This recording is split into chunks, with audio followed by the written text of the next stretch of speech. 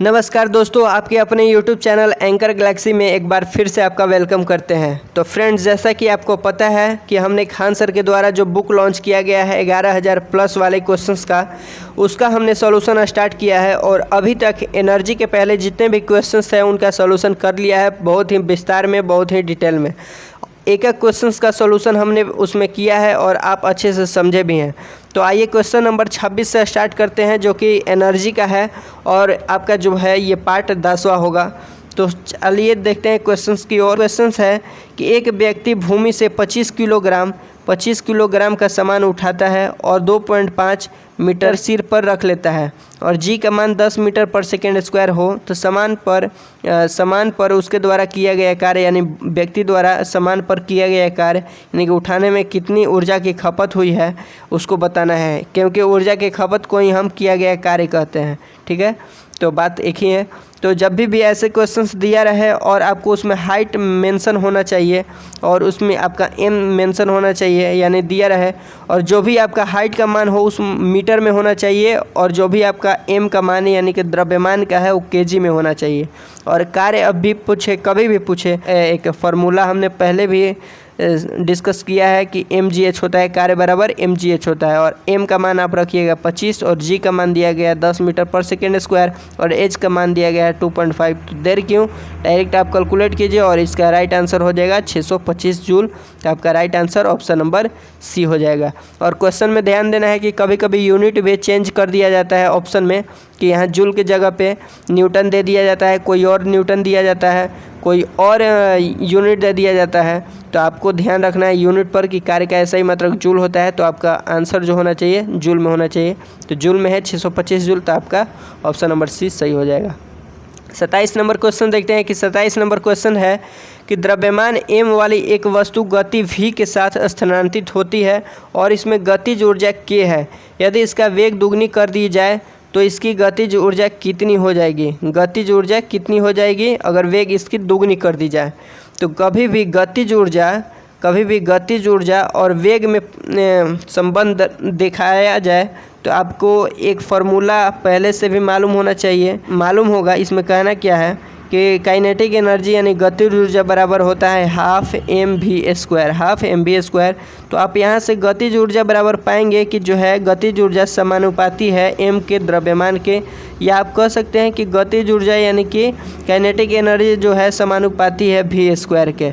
यानी कहने का मतलब है कि भी का मान अगर दिया रहे, अगर उसको 2 गुना कर दी जाए, 4 गुना कर दी जाए, इस तरह से है कहा जाए, तो जो भी 2 गुना कर दी जाए, तो यानी कि 2 गुना कर दी जाए तो भी के स्थान पर आप 2 रखिएगा, तो इसका स्क्वायर दिया गया है तो स्क्वायर होता है।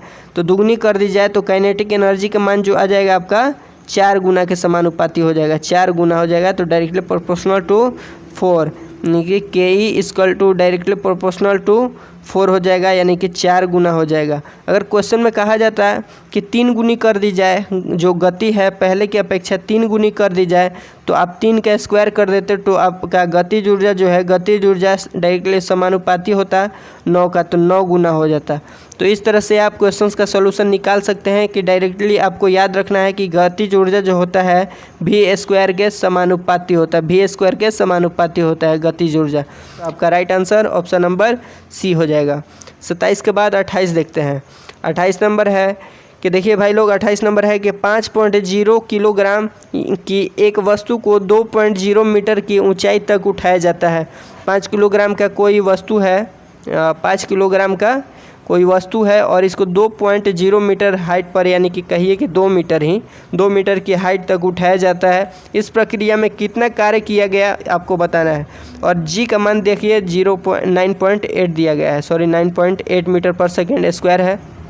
तो यहाँ से आपका हो जाएगा सेकेंड स्क्वायर यहाँ होता, तो यहाँ से हो जाएगा आपका। फिर से आपका एच का दिया गया है मान, कार्य का पूछा गया है और उसमें हाइट मेंशन है, यानी कि एच में का मान दिया गया है 2 मीटर, और किलोग्राम का यानी कि आपका एम का मान जो है 5 किलोग्राम दिया गया है। तो आप W बराबर होता है mgh, आपको मालूम है, आप विद्वान भाई हैं। तो m का मान हो जाएगा 5, g का मान 9.8 नहीं रखना है। अब क्यों नहीं रखना है? क्योंकि आपको 9.8 रखिएगा तो झंझट होगा गुना करने में, तो आपको 9.8 के स्थान पर 10 लेना है और 10 लेकर के इसको कैलकुलेट करना है और 2 रखिएगा आपका हाइट का मान। तो आपका टोटल हो जाएगा 5 दूनी के 10 × 10 यानी कि 100 जूल। अब आपको देखना है कि 10 से आप तो मान कम दिया गया 9.8 रखने का और आपने अधिक रखा है, तो अधिक रखें तभी तो आपका मान जो है आंसर की अपेक्षा अधिक आया होगा। आप जान रहे हैं, तो अधिक आया होगा यानी कि राइट आंसर जो होगा 100 जूल से कम होगा। तो 100 जूल के कौन से नज़दीक वाला आंसर है उसको देखना है। तो 100 जूल के नज़दीक में है 98 जूल, यानी कि आपका राइट आंसर जो है डी हो जाएगा। और ये जो कैलकुलेशन है आपको किसी को दिखा करके नहीं करना होगा। ये देखिए फास्ट कैलकुलेशन करने के लिए आपको 10 रखा गया है। अगर आपको एग्जैक्ट वैल्यू दिए पूछे कोई कि कितना होगा और ऑप्शन में नहीं दिया रहे तो आप 9.8 रख करके ही इसको कीजिएगा। फास्ट कैलकुलेशन करने के लिए हमने 9.8 के स्थान पर 10 रखा है और आप समझ सकते हैं। चलिए 28 के बाद 29 नंबर क्वेश्चन देखते हैं। 29 नंबर है कि किसी संकुचित स्प्रिंग में सामान्य लंबाई के स्प्रिंग से अधिक ऊर्जा होती है। यानी कि सामान्य लंबाई वाला जैसे स्प्रिंग हो गया ये, और इसको जब संकुचित किया जाए यानी कि प्रेशराइज किया जाए, इस पर दाब दिया जाए तो इसका हाइट तो कम हो गया। तो वही कहा गया है कि किसी संकुचित स्प्रिंग में सामान्य लंबाई की से अधिक ऊर्जा होती है, इसमें अधिक ऊर्जा होती है। तो संकुचित होने के कारण इसमें निम्न में से क्या होता है। तो ऐसे क्वेश्चन हमने पहले भी किया था और स्प्रिंग के लेकर के बता दें कि पेंडुलम को लेकर के, धनुष को लेकर के, एक हथौड़ा को लेकर के, तो सभी पर हमने बिल्कुल डिटेल में डिस्कस किया था। तो अभी तक आपने पहले के वीडियो नहीं देखे हैं तो आप प्लेलिस्ट में जा करके उन सभी वीडियो को देख सकते हैं। तो इसका राइट आंसर हो जाएगा ऑप्शन नंबर बी, स्थितिज ऊर्जा। क्योंकि कभी भी उठाया गया हथौड़ा की बात कही जाए, उठाया गया हथौड़ा, या आपको सिंपल सा लॉजिक लगाना है कि किसी भी वस्तु पर अगर ज़बरदस्ती कार्य किया जाए वो नीचे की ओर रहना चाहता है। जैसे कोई भी वस्तु जो है धरातल पर, ज़मीन पर सटा हुआ रहना चाहता है, लेकिन आप इसको ऊपर करते हैं। जैसे धनुष जो है, एक धनुष होता है, ये धनुष है, और धनुष का जो ये धागा होता है इसको हम ज़बरदस्ती खींच करके यहाँ करते हैं, तो इसमें ज़बरदस्ती तो आपने किया ही, तो इसमें कौन सा एनर्जी आ जाएगा, पोटेंशियल एनर्जी, यानी कि स्थितिज ऊर्जा इसमें स्थिर हो जाएगी। तो आपका स्थितिज ऊर्जा हो जाएगा इसका भी, क्योंकि इसमें भी आपने ज़बरदस्ती किया है स्प्रिंग के साथ और इस पर दबाव दिया है, इसको संकुचित बना दिया है। ठीक है, तो इसका राइट आंसर बी हो गया। आप समझ गए होंगे। 30 नंबर क्वेश्चन देखते हैं। 30 नंबर है कि 5 किलोग्राम भार की एक वस्तु को 4 मीटर की ऊंचाई तक उठाया जाता है। 5 किलोग्राम की एक वस्तु है, भार की, एक 4 मीटर ऊपर उठाया जाता है। उस वस्तु पर लगने वाला गुरुत्व बल के कारण, यानी गुरुत्व बल के कारण पूछा गया है, किया गया कार्य क्या होगा। गुरुत्व बल के कारण कहने का मतलब कि आप कोई पिंड है, इसको आप ऊपर उठा रहे हैं और जी जो है कहता है कि हमें नीचे आने दो।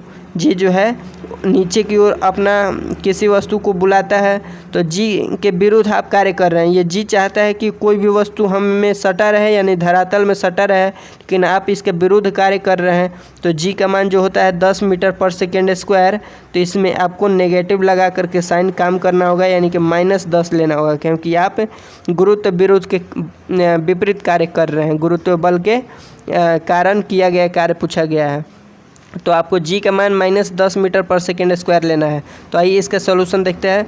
तो इसका सोल्यूशन हो जाएगा W बराबर mgh होता ही है, फार्मूला चेंज नहीं होगा। तो m का मान दिया गया है 5, g का मान माइनस आपको 10 लेना है, और h का मान यानी हाइट का मान है 4 मीटर। तो 4 मीटर से आप टोटल को कैलकुलेट कीजिएगा तो आपका आ जाएगा 4 × 5 = 20, 20 × 10 कीजिएगा तो 200, तो -200 जूल आ जाएगा, 200 जूल। तो आपका राइट आंसर हो जाएगा ऑप्शन नंबर डी। आशा करते हैं आप समझ चुके होंगे कि -10 लिया गया है, क्योंकि गुरुत्व के विरुद्ध कार्य किया जा रहा है। ठीक है, तो -200 जूल हो जाएगा। 30 के बाद 31 नंबर क्वेश्चन देखते हैं। 31 नंबर है कि जब किसी बंदूक से गोली चलाई जाती है तो इसकी संभावित स्थितिज ऊर्जा किस में परिवर्तित हो जाती है। तो बंदूक की गोली तो बंदूक में पहले से संचित रहती है, अस्थायी रहती है, लेकिन जब आप इस पर बल लगाते हैं तो बल लगाने पर कोई भी वस्तु में गति आती है। तो गति के कारण जो एनर्जी उत्पन्न होता है उसी को हम गतिज ऊर्जा कहते हैं। तो जैसे एक बंदूक है, जैसे कि बंदूक हो गया, इसमें जब आप गोली चलाते हैं तो ये तो पहले से स्थिर था, लेकिन आपने यहाँ ट्रिमर दबाया तो इसमें आपका गति आ गया। तो गति के कारण इसमें कौन सी ऊर्जा उत्पन्न हो जाएगी, गतिज ऊर्जा। तो आपका राइट आंसर हो जाएगा option number A. Right answer option number A. ठीक है, क्वेश्चन नंबर 32 देखते हैं। 32 नंबर क्वेश्चन है कि 5 किलोग्राम और 10 किलोग्राम द्रव्यमान, देखिए क्वेश्चन बहुत बढ़िया है, ध्यान से सुनिएगा।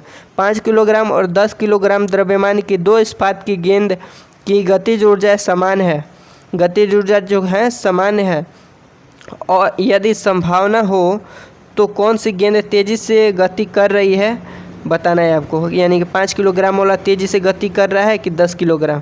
तो इसके लिए देखिए क्वेश्चन को समझिए। जैसे कि एक बड़ा पिंड है जिसका मान के चलिए इसका वेट जो है 10 kg है। एक छोटा सा पिंड है जिसका वेट जो है 5 kg है। अगर आपको इस पर कहा जाए कि 5 न्यूटन बल लगाएं, तो 5 न्यूटन अगर आप बल लगाते हैं, इस पर भी 5 न्यूटन बल लगाते हैं, तो जो कम वेट वाला है यह तेज़ी से आगे की ओर बढ़ेगा। जैसे कि आप बड़ा सा चट्टान की बात करें, एक छोटा सा चट्टान की बात करें, तो आप इस पर अगर जो भी बल लगाएं और इस पर भी वही बल लगाएं, तो आप बड़ा चट्टान को देखिएगा कि जल्दी से मूव नहीं करेगा, आगे की ओर ये गति नहीं करेगा, लेकिन छोटा जो है तेज़ी से गति करेगा। तो इसलिए यहाँ से आप क्वेश्चन से समझ सकते हैं कि 5 किलोग्राम और 10 किलोग्राम द्रव्यमान की जो इस्पात की गेंद है, गतिज ऊर्जा समान है। गतिज ऊर्जा तो समान है, बल समान लगाया जा रहा होगा जिससे कि और उसमें गति आ रहा होगा।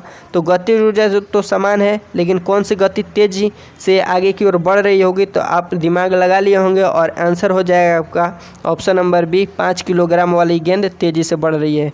क्योंकि कभी भी बल जो है बड़े की अपेक्षा छोटे द्रव्यमान वाले वस्तु पर अगर समान बल आप लगाते हैं, जितना आप बड़े वाले पर लगाते हैं तो उतना ही बल आप छोटे वाले पर भी लगाते हैं, तो छोटा वाला तेज़ी से आगे की ओर गति करेगा, तेज़ी से चल पड़ेगा। तो ठीक है, तो कहने का मतलब मेरा समझ गए होंगे आप, बहुत ही समझदार भाई हैं आप। तो 33 नंबर क्वेश्चन देखते हैं। 33 नंबर क्वेश्चन है कि स्थितिज या आकृति में हुए परिवर्तन के कारण एक वस्तु में निहित ऊर्जा को कहा जाता है। क्या कहा जाता है?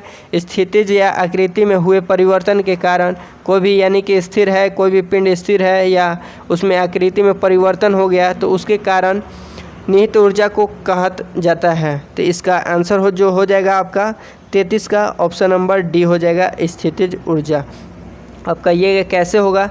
तो स्थिति या आकृति में हुए परिवर्तन के कारण जो भी ऊर्जा उत्पन्न होता है उसे स्थितिज ऊर्जा कहते हैं, और कोई भी वस्तु में गति के कारण जो उसमें ऊर्जा उत्पन्न होता है उसे गतिज ऊर्जा कहते हैं। तो यहाँ स्थिति या आकृति में परिवर्तन के बाद कहा गया है, तो इसलिए आपका right answer option number D हो जाएगा। अगर कहा जाता है कि किसी वस्तु में गति के कारण गति हो रही है, उसमें परिवर्तन के कारण उस वस्तु में निहित ऊर्जा क्या होगा या क्या कहा जाएगा उससे, तो आपका राइट आंसर हो जाता है गतिज ऊर्जा। लेकिन इसमें स्थितिज या आकृति में हुए परिवर्तन के कारण निहित ऊर्जा कहा गया है, तो आपका निहित हो जाएगा उसमें क्या? स्थितिज ऊर्जा। ठीक है, क्वेश्चन नंबर 34 देखते हैं। 34 नंबर क्वेश्चन है कि यांत्रिकी ऊर्जा किसके बराबर है? यांत्रिकी ऊर्जा किसके बराबर है? तो इसके पहले भी हमने डिस्कस किया था, और आप देख सकते हैं ये क्वेश्चंस को कितने बार पूछा गया है, बाप रे। तो इसका राइट आंसर हो जाएगा यांत्रिकी ऊर्जा बराबर क्या होता है? गतिज ऊर्जा प्लस स्थितिज ऊर्जा, यानी potential energy plus kinetic energy. तो राइट आपका आंसर हो जाएगा option number B, option number B right answer हो जाएगा। चलिए 35 नंबर क्वेश्चन देखते हैं। 35 नंबर है कि एक खींचे हुए धनुष से तीर छोड़ते समय धनुष की स्थिति ऊर्जा किस में बदल जाती है? तो ले, इतना आसान क्वेश्चन है। इसमें कहा गया है कि कोई भी वस्तु स्थिति ऊर्जा में है, उसको छोड़िएगा तो किस में बदलेगा? तो गतिज ऊर्जा में। जैसे कि एक पेंडुलम की बात करते हैं, जैसे कि हम पेंडुलम की बात करते हैं, एडवांस क्वेश्चन थोड़ा सा लेते हैं अगला कदम की ओर। तो एक पेंडुलम है और इसकी स्थिति ऊर्जा हमने बात किया था कि यहाँ मैक्सिमम हाइट पर स्थिति ऊर्जा, जैसे ये दोलन करता है ऐसे ऐसे, तो इसमें मैक्सिमम हाइट तो यहाँ होगा या इधर यहाँ होगा, तो यहाँ स्थिति ऊर्जा इसकी अधिक होती है।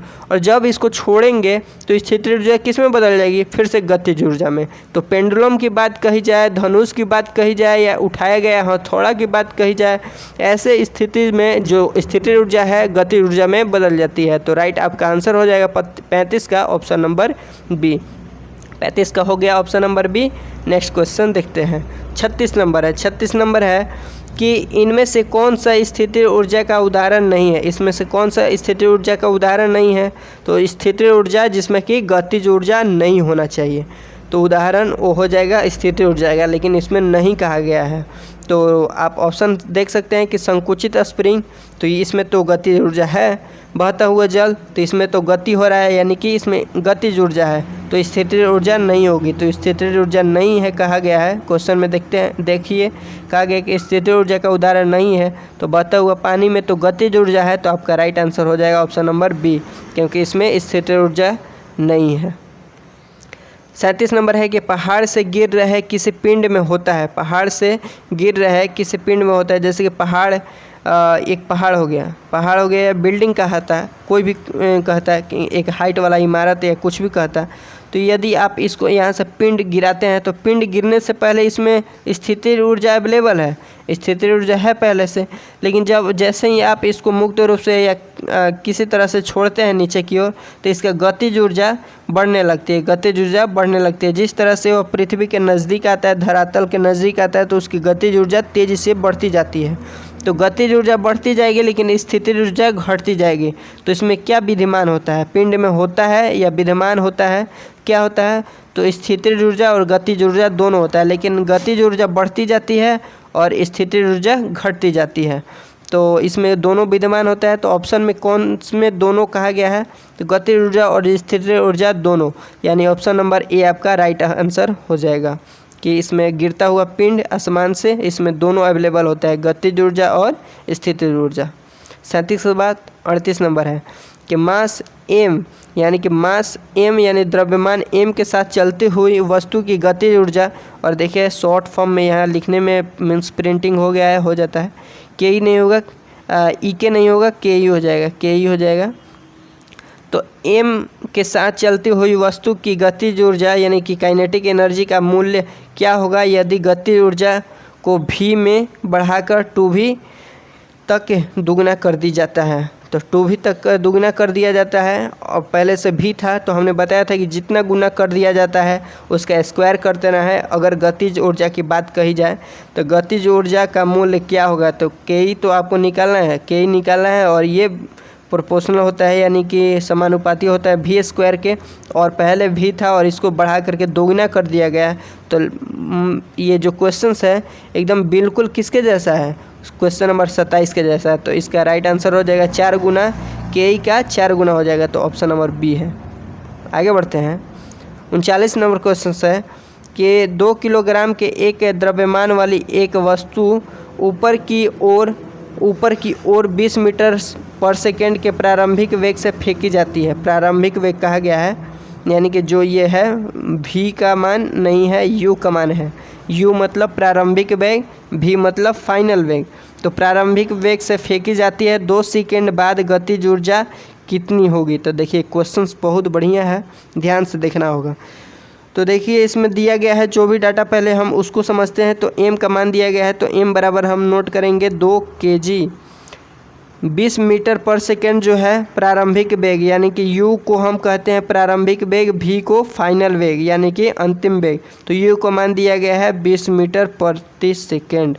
इसके बाद 2 सेकेंड बाद उसकी गतिज ऊर्जा पूछा गया है, यानी कि v का मान बताना है कि क्या होगा 2 सेकेंड बाद, यानी कि टाइम का मान जो दिया गया है 2 सेकेंड दिया गया। तो हमने जो भी डाटा दिया था इसको समझ लिया, और इसके बाद देखते हैं कि फार्मूला होता है लेना है, क्योंकि देखिए पिंड को ऊपर प्रारंभिक वेग से फेंकी जाती है, ऊपर अपर डायरेक्शन की बात कही गई है। ऊपर डायरेक्शन में आप किसी पिंड को फेंकते हैं ऊपर डायरेक्शन में, तो ये जी के विरुद्ध कार्य करता है। कोई भी वस्तु को आप ऊपर उठाते हैं या ऊपर फेंकते हैं तो वो गुरुत्वीय त्वरण के आप विरुद्ध कार्य करते हैं, क्योंकि गुरुत्वीय त्वरण नीचे कहता है नीचे आने को, और आप किसी वस्तु को इसके विरुद्ध कार्य करते हैं तो जी के मान नेगेटिव में हो जाता है। तो जी बराबर ए है, तो आपका जो ए का मान हो जाएगा -10 हो जाएगा। तो यहाँ से आपको समझना होगा। देखते हैं आगे नेक्स्ट पेज पर, इसी पेज पर। तो जैसे कि यहाँ v बराबर u + 80 होता है, u + 80 थोड़ा सा प्रॉब्लम है, समझिएगा। v बराबर जो है u का मान हमने समझा था कि 20 होगा, यहाँ से u + a का मान -10, तो -10 और a हो गया, और t का मान दिया गया है 2, t का मान है 2, तो गुने 2, तो यहाँ से हो जाएगा 20 और प्लस माइनस माइनस 10 दूनी के 20। तो आपका v का मान जो आ गया क्या आ गया? 0 आ गया। 20 - 20 = 0। तो गतिज ऊर्जा की बात कही गई है, लेकिन क्योंकि गतिज ऊर्जा का फॉर्मूला होता है काइनेटिक एनर्जी बराबर क्या होता है, के ई बराबर हाफ mv², हाफ mv²। तो हाफ mv² कही गई है, तो इसमें v का मान आप रखिएगा तो 0 और 0 से किसी भी संख्या में गुना कीजिए, चाहे लाख हो, 2 लाख हो, 3 लाख हो, तो सबको 0 बना देता है। तो जो भी आपका काइनेटिक एनर्जी का मान आ जाएगा 0 आ जाएगा, क्योंकि हाफ mv² के साथ गुना करना है और v का मान 0 है, तो सभी का मान 0 आ जाएगा। तो यानी कि काइनेटिक एनर्जी गतिज ऊर्जा 0 के बराबर हो जाएगा। ऑप्शन नंबर बी आपका राइट आंसर हो जाएगा, 0 जूल। ठीक है, 39 का आंसर हो गया ऑप्शन नंबर बी। आप समझ गए होंगे, नहीं समझे तो फिर से आप बैक जा कर के समझ सकते हैं। 40 नंबर क्वेश्चन देखते हैं। 40 नंबर है कि 5 मीटर प्रति सेकेंड की गति से गतिशील 22 kg वजन वाले वस्तु का गतिज ऊर्जा कितनी होगी। गतिज ऊर्जा की बात कही गई है कि कितनी होगी। अगर डाटा जो दिया गया है m का मान दिया गया है और v का मान दिया गया है, तो सिंपल सा आपको मालूम है कि काइनेटिक एनर्जी बराबर होता है हाफ mv²। तो m का मान दिया गया 22, v का मान दिया गया 5, तो 5 का स्क्वायर, क्योंकि v का मान दिया गया 5, v का स्क्वायर का मान नहीं, तो 5 स्क्वायर यानी कि 5 गुने 5, और आप इसको गुना कीजिएगा तो बटे में यहाँ 2 होगा, क्योंकि हाफ यहाँ पहले से होता है। हाफ इंटू m का मान दिया गया है 22, तो 2 से 22 को काटिएगा तो 11, और 11 इंटू 5 यानी कि 11 इंटू 25 कीजिएगा, 25 से कम 25 और 25 और 26 27 यानी 200 आपका 75 काइनेटिक एनर्जी जूल हो जाएगा। काइनेटिक एनर्जी यानी गतिज ऊर्जा का जो यूनिट होता है, ऐसा यूनिट जूल होता है, क्योंकि यह भी एक प्रकार की ऊर्जा है, गतिज ऊर्जा या स्थितिज ऊर्जा। तो 275 जूल हो गया आपका right answer, option number A. केवल आंसर लाने से हमें मतलब नहीं है, इसका लॉजिक समझना होगा कि किस पैटर्न के आधार पर इस क्वेश्चन का सॉल्यूशन किया गया है। तो इसका देखिए जो लॉजिक है, काइनेटिक एनर्जी बराबर हाफ mv², मेन फार्मूला ये है, आपको याद रखना होगा। इसके पहले हमने देखा था कि v बराबर u + at है, u + at। अब इसी क्वेश्चन को आप इस फार्मूला को याद रखते हैं तो कभी भी क्या करेगा कि t का मान नहीं देगा, a का मान दे देगा, a का मान भी नहीं देगा, g का मान दे देगा, और v का मान दिया रहेगा अंतिम वेग और u का मान दिया रहेगा प्रारंभिक वेग। तो आपको t का मान निकालना होगा। तो मेन आपको लॉजिक याद रहना चाहिए कि v बराबर होता है u + at। क्वेश्चन नंबर 41 देखते हैं।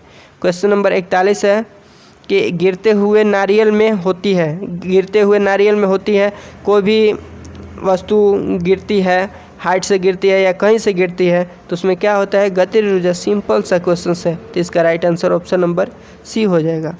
42 नंबर क्वेश्चन देखते हैं। 42 नंबर क्या है, 42 नंबर है कि आपका देखते हैं। 42 नंबर है आपका कि 11 kg की एक वस्तु जब भूमि से 5 मीटर की ऊंचाई पर हो तब इसमें निहित ऊर्जा ज्ञात कीजिए। तो मतलब 11 kg का कोई वस्तु है, 5 मीटर हाइट पर है, तो उसमें ऊर्जा जो होगा ज्ञात करना है, और 9.8 g का मान दिया गया है। तो सिंपल सा इसमें हाइट दिया गया है और निहित ऊर्जा पूछा गया है mgh, ठीक है, क्योंकि हाइट का मान दिया गया है, और निहित ऊर्जा यानी कि कार्य ऊर्जा जो है उसमें उपलब्ध कितना है उसी को पूछा गया है।